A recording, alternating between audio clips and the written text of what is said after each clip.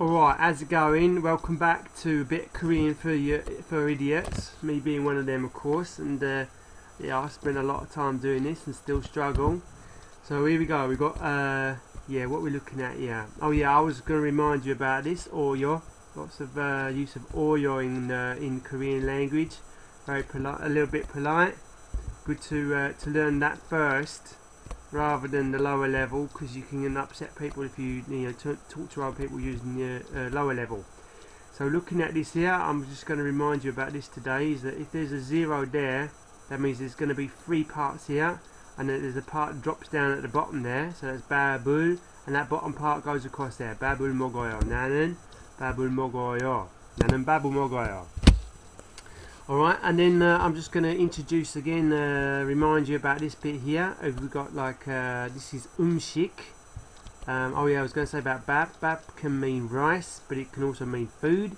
But umshik simply means food. So umshigul 먹어요.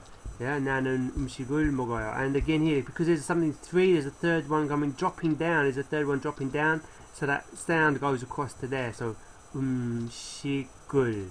Yeah. Shigul, and that goes down there. Shigul, umshigul. Yeah, umshigul 먹어요. And I wanted to say about this sentence here about what it actually means.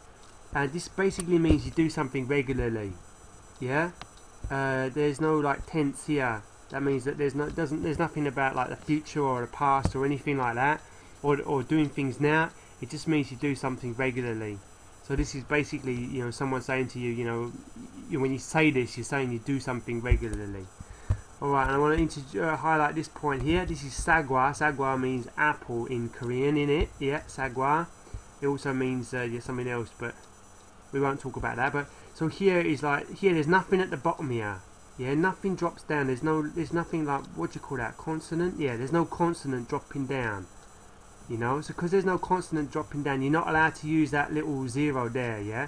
So you've got 3 parts, but there's nothing at the bottom here. So you've got to have that little thing there.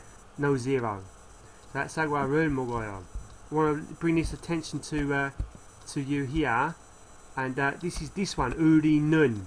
Yeah, can you see here? There's still 2 there, so it's still 는. And this basically means 우리는 is like a really famous thing in Korea because it means like us. It means our.